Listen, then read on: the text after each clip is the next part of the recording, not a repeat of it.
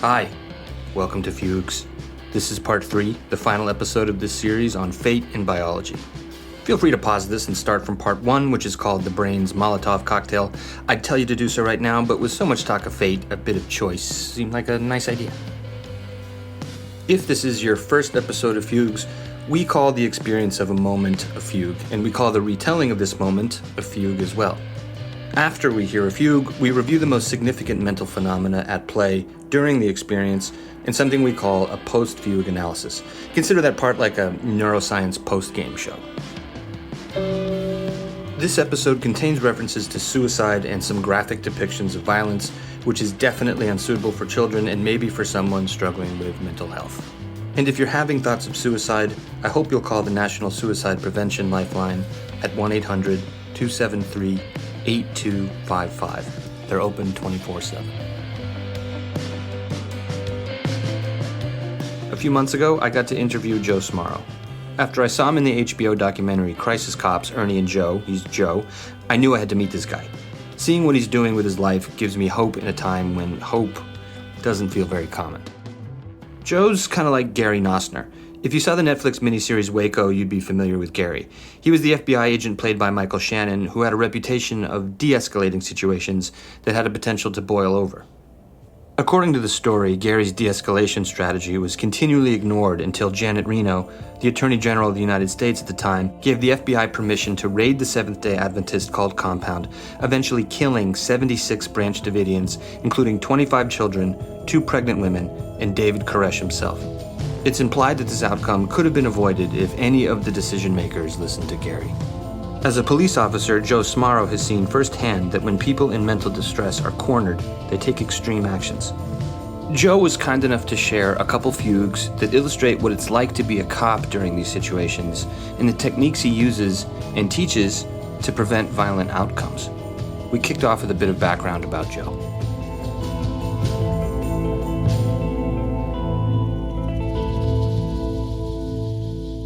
Yeah, so originally from upstate New York, I joined the United States Marine Corps 4 days after high school and did my 4 years in the Marine Corps. I had 2 combat tours, one to Afghanistan, one to Iraq. And then after honorably discharging out of the Marine Corps, I moved to South Texas where I got on with the San Antonio Police Department. And I spent 15 years with the police department. And I just recently left in September of 2020 to pursue my company, my business full time. And I'm super excited to be here, Gabe. You know, I'm a huge fan of yours and what you're doing. And so when you asked me, I was like, yes, count me all the way in. Yeah, I've been pumped. My girlfriend's been watching me parading around the apartment, totally nervous. So, so trust me, the honor's mine.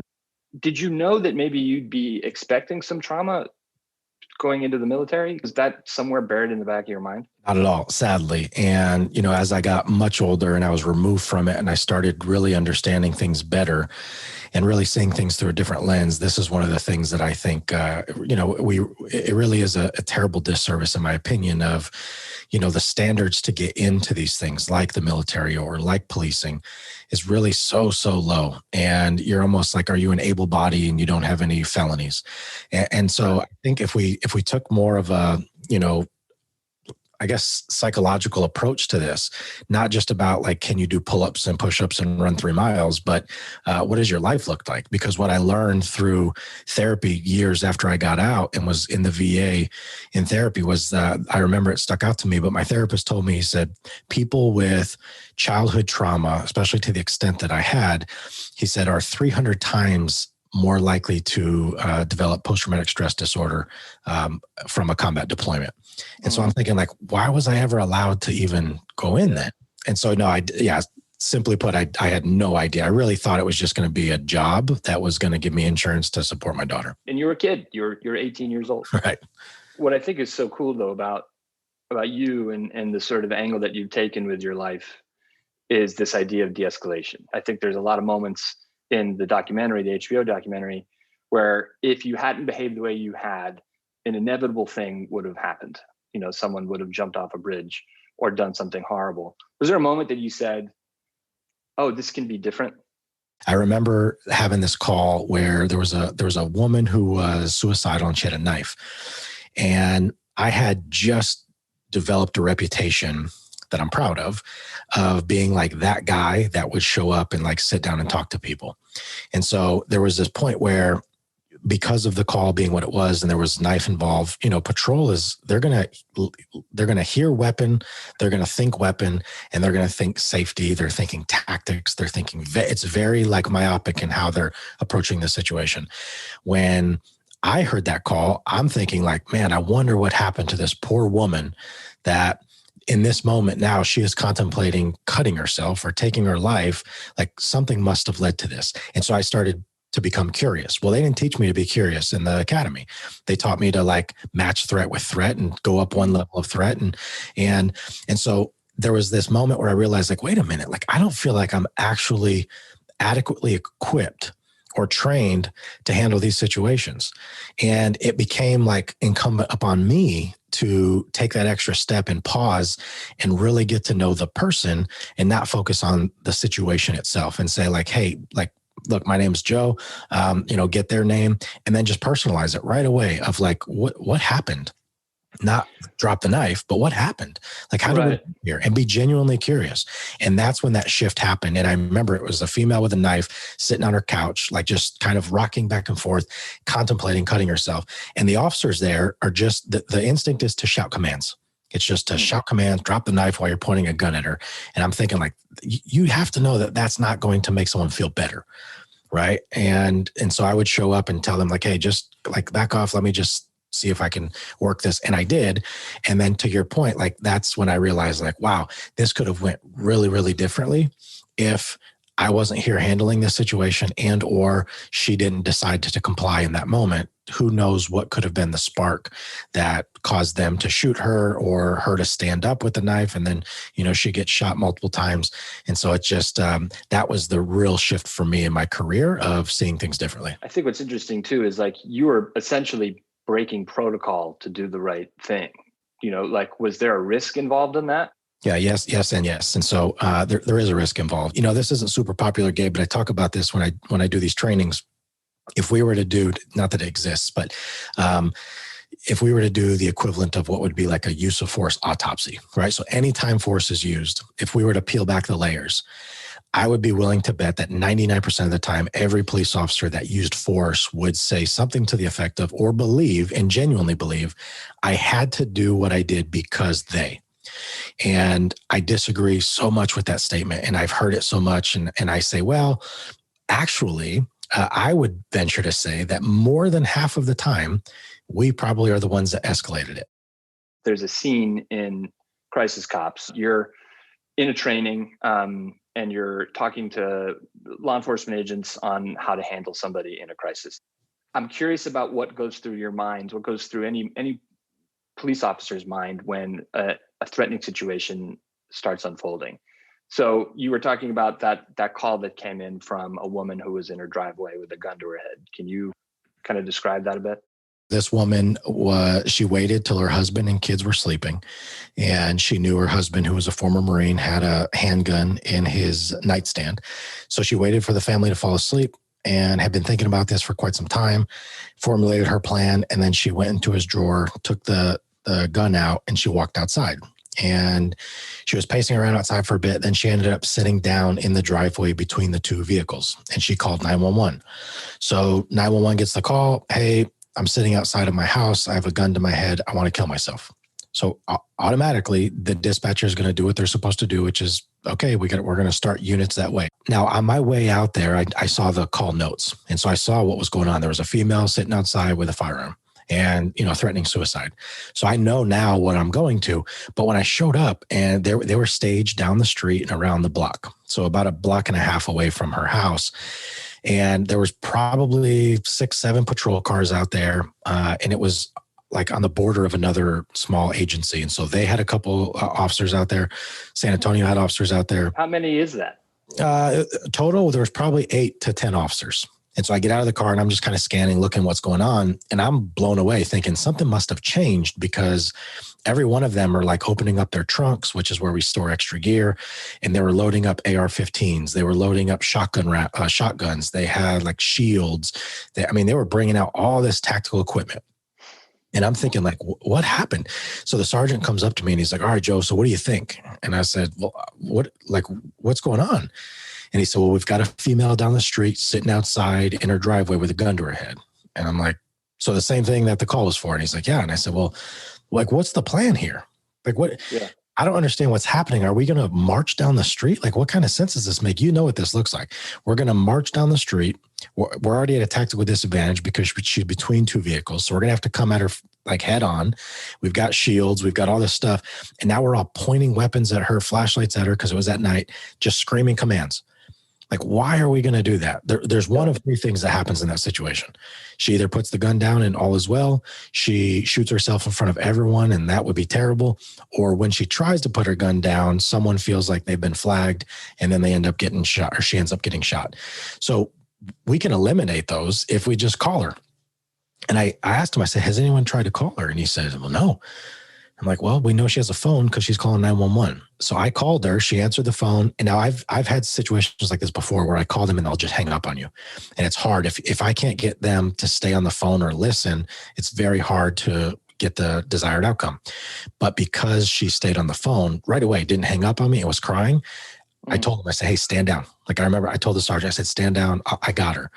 And I just kept talking to her. And it was probably only like 4 or 5 minutes.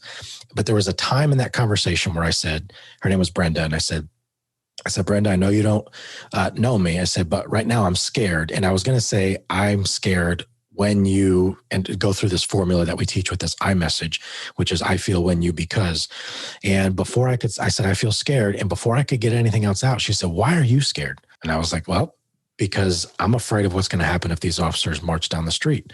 I'm afraid that you're going to end up getting shot and killed, or that something bad is going to happen, or that you might feel compelled to shoot one of the officers. And I just don't want to see anyone get hurt. And so I feel scared when you hold a firearm because I don't want to see anyone get injured or killed tonight. Just like that. She said, well, what do you want me to do?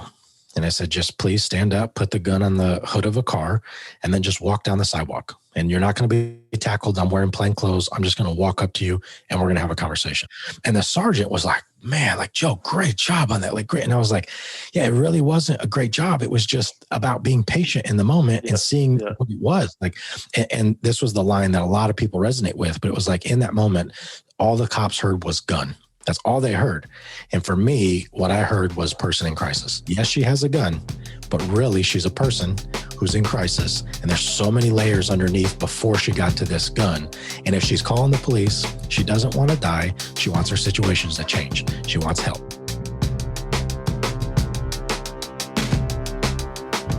I imagine this whole scene paused at the moment Joe started the phone call with Brenda in her driveway, with a number of fugues happening at once.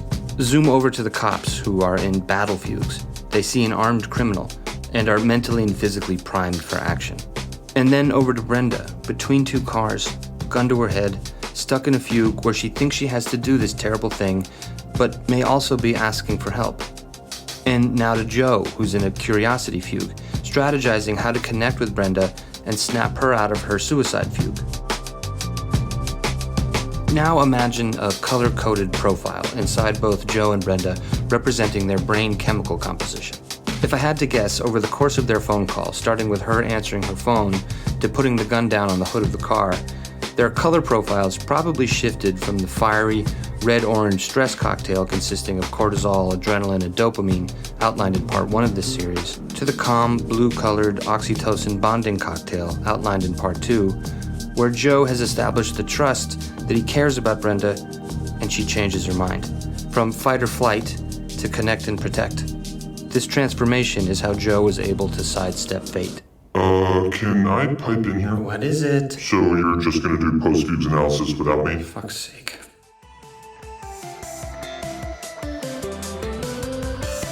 Welcome to the post-fugue analysis, in which we pull apart the significant mental phenomena at play during a fugue we just heard. I'm your host, Gabriel Berezin. And I'm your co-host, Gabe's inner critic, his asshole inner voice.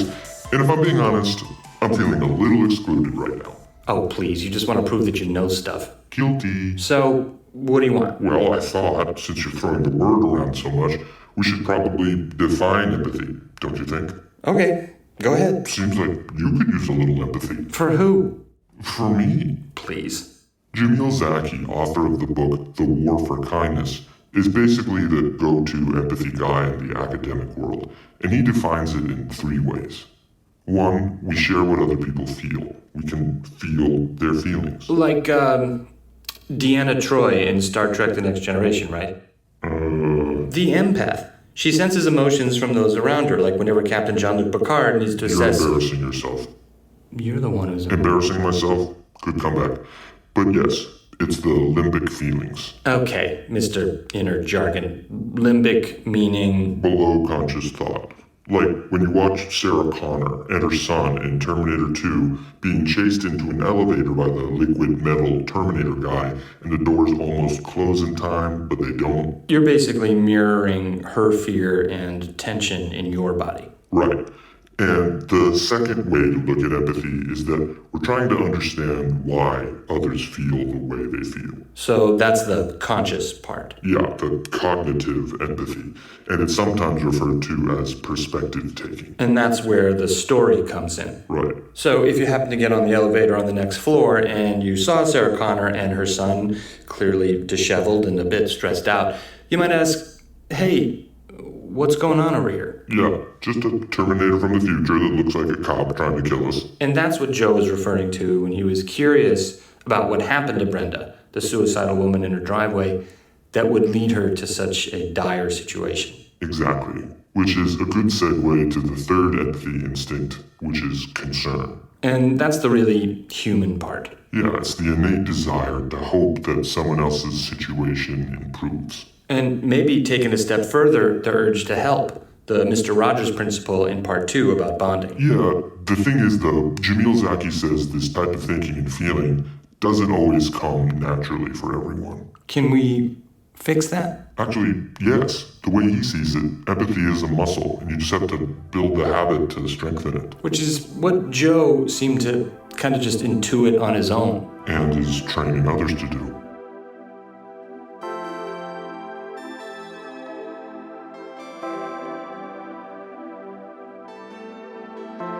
Did you hear about the recent case of a dog helping de-escalate a suicide situation, and it worked? No other animal creates that warm bonding glow the way a dog does. I don't know, maybe you're a cat person, but somehow they seem like they wouldn't be as effective. Anyway, I don't think Joe's using the K9 unit for conflict resolution just yet, but his company Solution Point Plus is bringing his de-escalation approach to first responder agencies around the country with his partner Jesse Trevino. Find out more about his organization in the show notes. Oh, and the dog stories there too.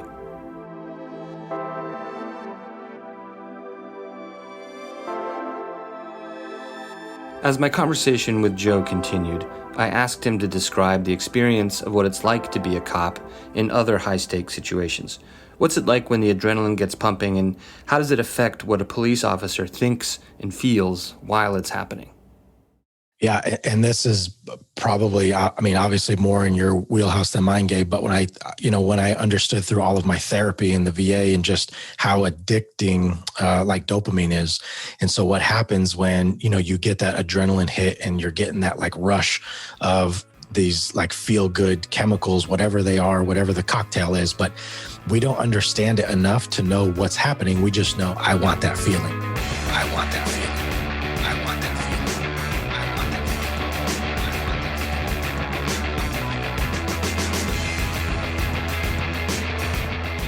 In our police academy, there's such an emphasis placed on that like high speed stuff where, you're in these like vehicle pursuits out on the driving track and you're driving fast through cones and skidding sideways. And then you have the person bail out and it's all a scenario, but you remember it vividly.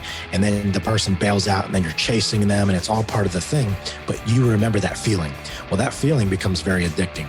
And same thing when you're doing these tactical scenarios or you're breaking up a bar fight, even though it's in a training environment, because it's so realistic and they, do all this stress inoculation and all that to like get you amped up. And then they put you through these scenarios where you're not necessarily thinking very clearly. They're wanting you to like respond rapidly, which really does almost prevent this like thoughtful response. They want muscle memory. Well, muscle memory isn't always the best way to handle a situation. If I'm going to survive this career,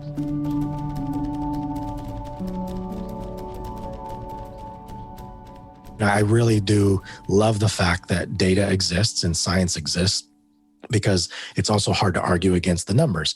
And so when I would tell them this year, especially did you know that in 2019, there was 48 officers killed in the line of duty, 44 by handgun? That's terrible. But did you know that we had 236 kill themselves? So where's the real problem? And so you can't argue against those things, but so much emphasis is placed on the 44, so much emphasis on it's a dangerous job. People are bad. They're going to kill you. And it's like, yeah. And also you're going to dump massive amounts of cortisol into your body throughout your career. And you're going to die much younger because you're going to choose, to me, it's a choice, but you're choosing to live in fear and see people as bad. And then how's that working out for you? It seems to build real kind of violence-based narratives inside of people's minds, which I thought was so well illustrated in that one scene where people are going, we got to scale the trees. This lady's got a gun. It's sort of like, no, you need to calm down, have a conversation, and that can change the whole thing. It's not as fun. And that's a sad reality, is that there's a lot of, because there's so much like sensationalism in this profession too. When you have the shows of like Live PD and cops for decades, and, they don't understand that they film for hours and hours trying to catch that one scene, and people are drawn into it because it's sexy. It's appealing. It's like, wow, there's a chase. And so then you go do that job and you want to do that thing, but 99% of the job is not that thing. And so we're seeking it. You look for it. And the moment it happens, it's like, there we go.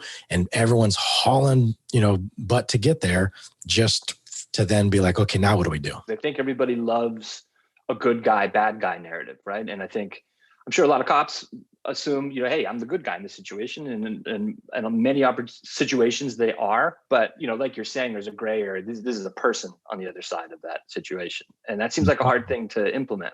Yeah, and the problem with that is that it makes it so easy to dehumanize that interaction. Because if I do have to categorize you as something other than good, then it's going to be very easy for me to want to go put hands on you, tase you, pepper spray you, shoot you if I have to, because you are, and this is why I have a problem with these titles, is, it's like even law enforcement officer.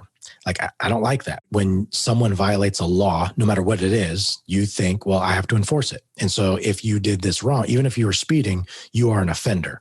And right away, we're so quick that you're a criminal. You're a bad this because you've violated this law. And it's like, nah, you're just a person that maybe was driving too fast, But we can easily in our mind categorize them to say, well, no, but there's this law and they violated it. So now they're an offender, they're a criminal, they're guilty. And it's like, so now I can talk down to them. I can, and again, not everyone, but it makes it easier to do that. And especially now you take that over time, for doing that for days and weeks and years, it becomes much, much easier to become detached and see people as other than people.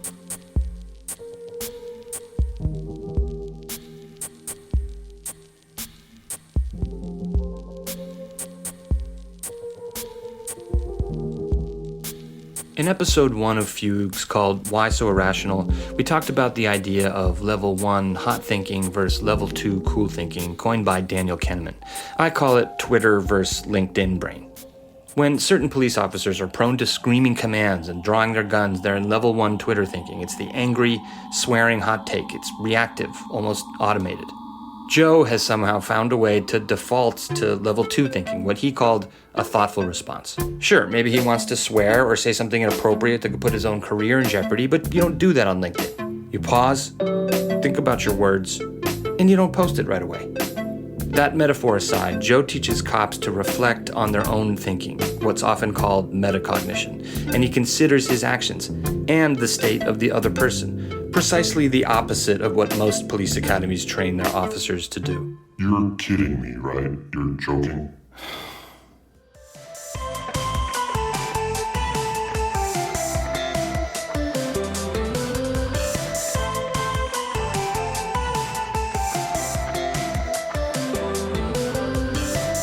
Hello everybody, welcome back to our second post-fugue analysis. I'm Gabe's inner voice, and it looks like you tried to cut me out of this segment again. You know, you're just an employee here, dude. Oh, I'm sorry. Big Boss Man's calling the shots now, just changing the format whenever he feels like.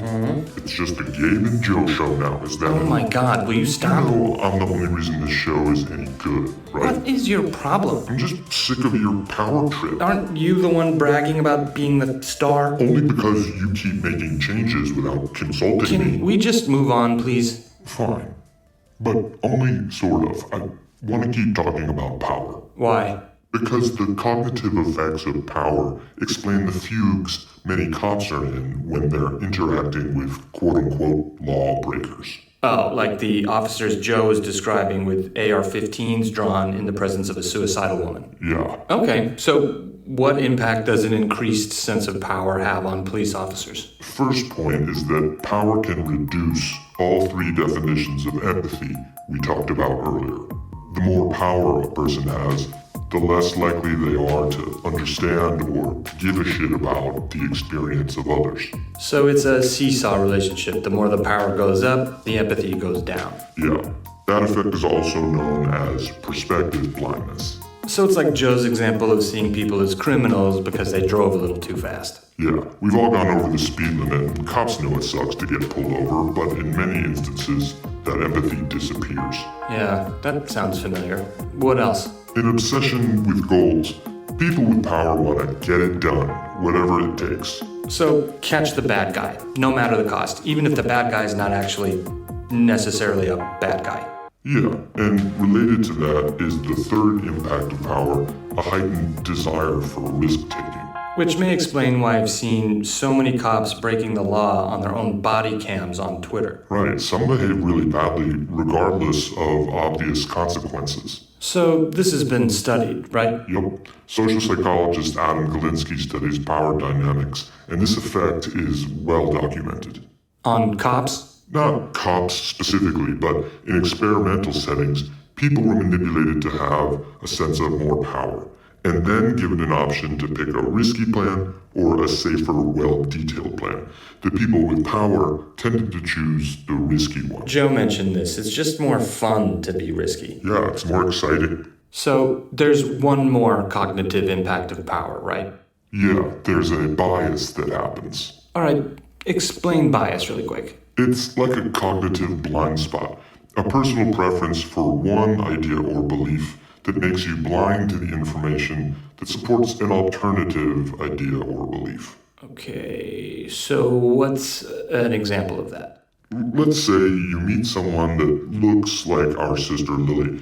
Remember in her wedding toast you called her the funniest person you know? Yeah, still true. Funnier than you. So if you met this Lily doppelganger, you'd be more likely to laugh at her jokes without even really hearing the actual joke. Right, because I'm just expecting it to be funny because it's Lily. And you're not paying attention to the fact that Lily's doppelganger jokes are objectively not funny. So that's a Lily humor bias. So how does this factor into power? People in power not only ignore obstacles that get in the way of their goal, they literally only see the information that fits the story where they're achieving it. So that kind of explains why cops are so prone to seeing a gun in someone's hands when in objective reality it may be something else, like a smartphone. Yeah, we covered this in episode 1. Since we're hallucinating our reality all the time, our expectations literally shape what we see. Yeah, and that's how a cop hallucinates a gun when it's not actually there. And the effects of having power enhances that illusion. Yeah, you could call it a bad guy bias.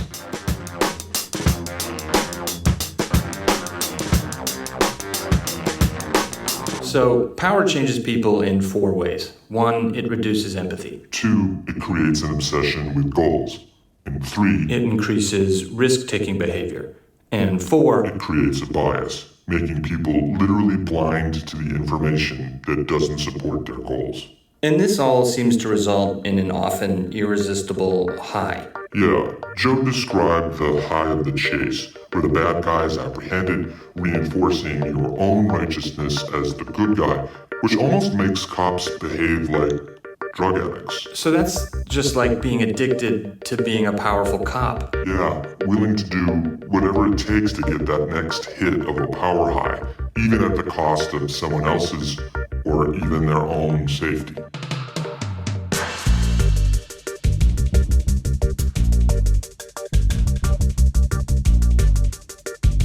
Joe mentioned Cops earlier, one of the longest running TV shows in American history with over 30 seasons and 1,000 episodes. It went off the air in June 2020 following the murder of George Floyd, but it's now returning to production in Spokane, Washington, where it will air only internationally, at least as of recording this episode in 2021.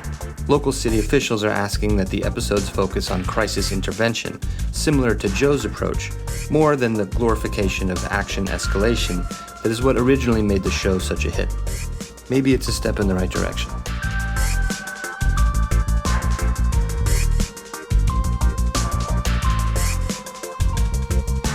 At this point in my conversation with Joe, I brought up a bit of a contentious topic.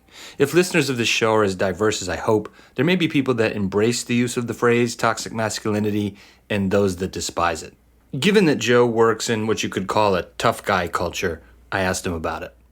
For years and years, I was in a really dark space. And even though I was thriving at work and, I like when things go really bad for me, I tend to buffer or do my best to avoid feeling. And so instead of like going to meth or heroin or something terrible that's going to be illegal and ruin my life, I would try and overachieve. And so like I went to school and I'd never gone to college after high school. I was a terrible high school student because life at home was so unstable, because I started going to school when I was acutely suicidal also.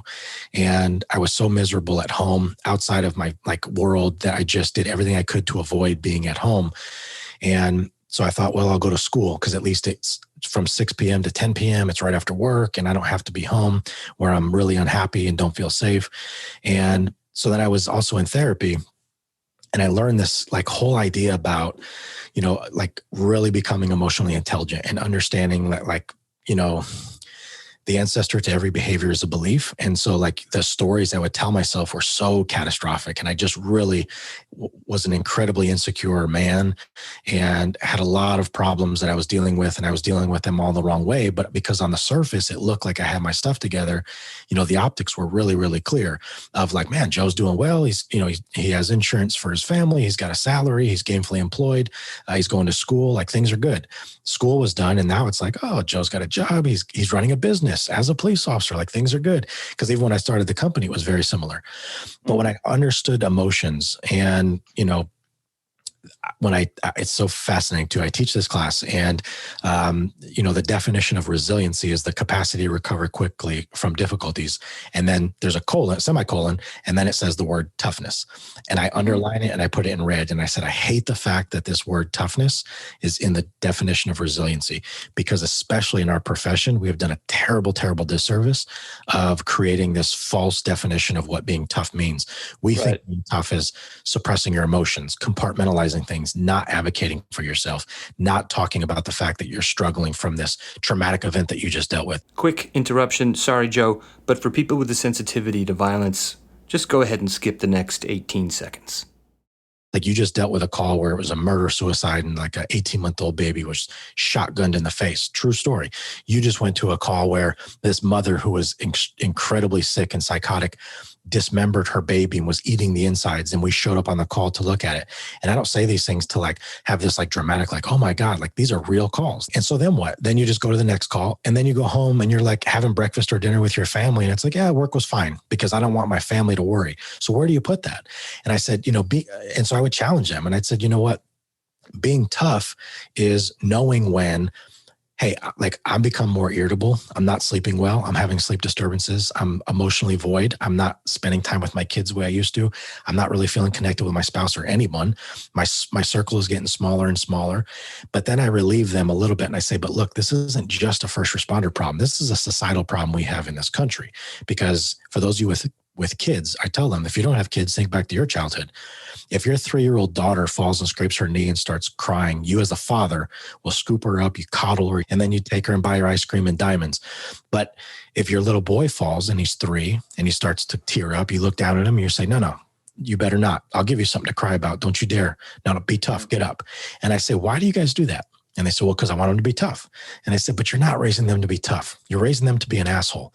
And you're raising them to not be emotionally intelligent. And this is why when those 3-year-olds become 18 and 20 and 30 and 40, and the guy is like, man, she's beautiful. I like her, but she's so emotional. And she's telling her friends, like, he's great, but I can never get him to open up to me. He won't ever tell me how he feels. Well, because we haven't supported this as a culture. One of the saddest things, Gabe, and I'll end with this part, is I was a brand new police officer. And I remember we were on a call and it was a family disturbance happening. And this female officer showed up and right away, I mean, she just went to a freaking 25 out of 10, just screaming, like grabbing people, moving them. And I was like, what the hell is going on?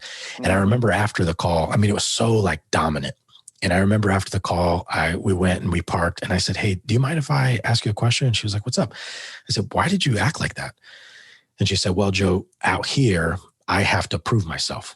And then I saw it over and over and over. I was like, holy shit, this is their thought, is like, I have to prove that I fit in here, but to fit in, I have to be aggressive. We are doing it terribly, terribly wrong.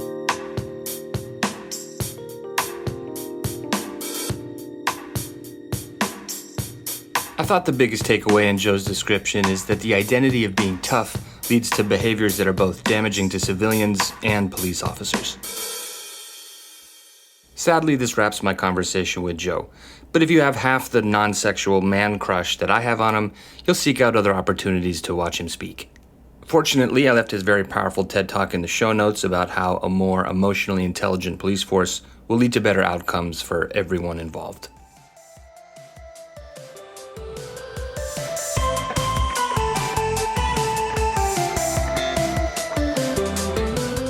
Thanks for joining us for a very special edition of Post-Fugues Analysis, wrapping this 3-part series on fate and biology. I'm your host, Gabriel Berezin. And I'm Gabe's soul. Soulmate. I meant soul. Muted.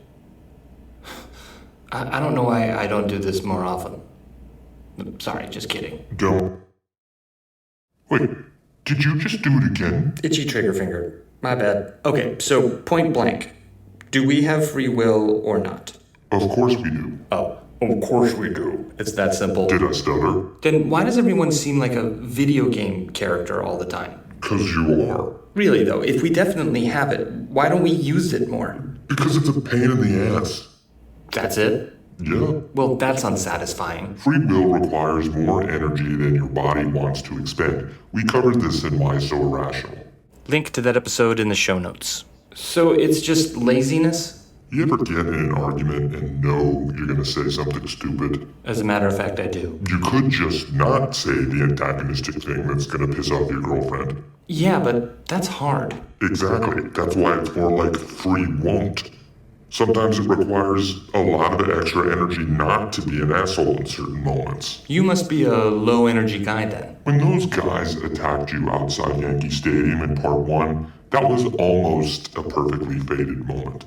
Wait a minute. In that same episode, you said that any free will in that moment was an illusion. So what's the difference now? Okay, that's fair. I can't say 100% that it was an illusion. You just weren't going to use free will in that moment. It wasn't going to happen.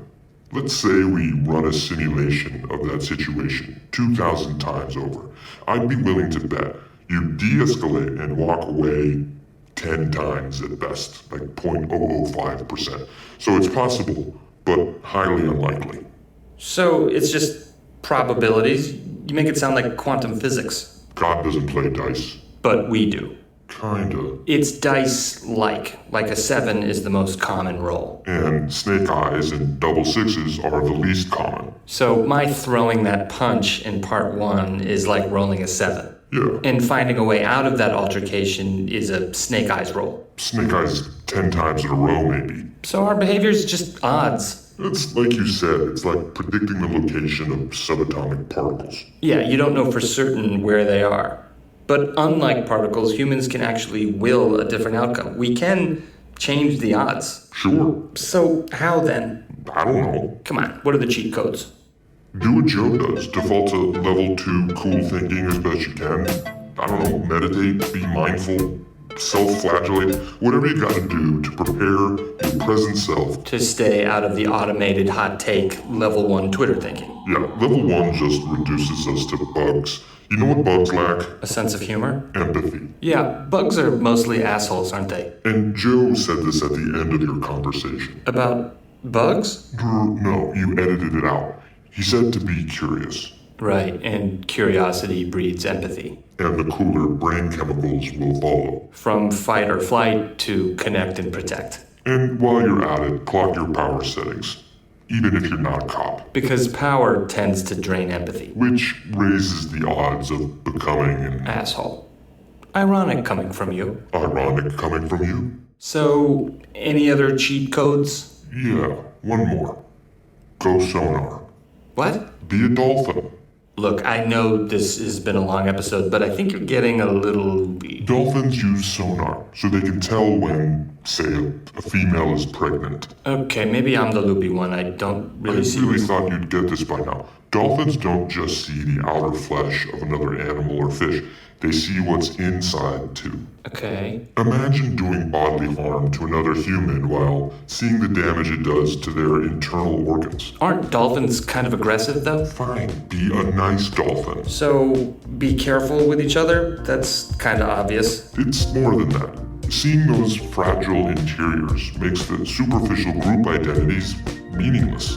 But it's not meaningless. There's a history of endless inequity and inequality. You can't just pretend that's not there. No, I'm not pretending it's not there, but in day-to-day interactions, we belong to a 7.8 billion member family of very fragile sapiens. In most cases, at any moment, there's opportunities to de-escalate, to find peace. I could swear I was making this argument in part 2 and you were calling me all kumbaya. But anyway, I think we agree. Broaden the definition of identity. Yeah. To include any human. That's not trying to kill you, yeah. So is there fate or not? Jesus, aren't we done yet? No. You referenced Slaughterhouse 5 in part 1. So it goes. No. Yeah, so it goes. No. I was just sharing the famous quote that he uses over and over in that book. Yeah, I know. About the inevitability of the death of any character in it. I read the book 6 times like you did. Oh, yeah. All due respect to that masterpiece, death or violence is not inevitable. So it doesn't necessarily go. Doesn't necessarily roll off the tongue very well either. I'll work on it. But that's what I got out of Joe's approach. These seemingly fated outcomes. They're malleable. I know, he makes it sound so easy. Is it really that hard? Oh, okay. Did I forget your career as a first responder? You don't have to be Joe or Mr. Rogers or... Jesus Christ. If you plan ahead and stop being reactive like an asshole bug human, bad things will happen less.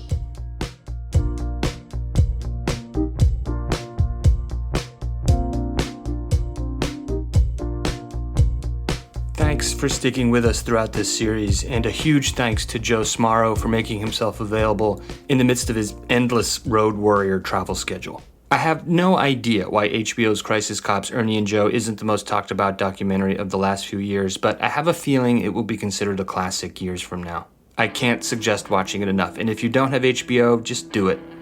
Ask your ex for the new password. Featured in the show notes are all the aforementioned ways you can see Joe's work or hire his company. You can also dig into Jamil Zaki's research about empathy and Adam Galinsky's research on power, as well as a link to a trailer for the Waco miniseries, and if you're interested, a bit more about Gary Nosner. Fugues is written and produced by me, Gabriel Berezin. Music and sound design comes courtesy of Grant Zubritsky. Please check out his website in the show notes. He is a jack of all music trades and a master of them too. Our script zhuzher is Monty Montan, and guess how many attempts it took me to spell that word in the transcript. And the Fugues logo is designed by her brother, Justin Montan. Maybe a quick mini episode coming up next, but I can never tell. Until then, see you in the next Fugue.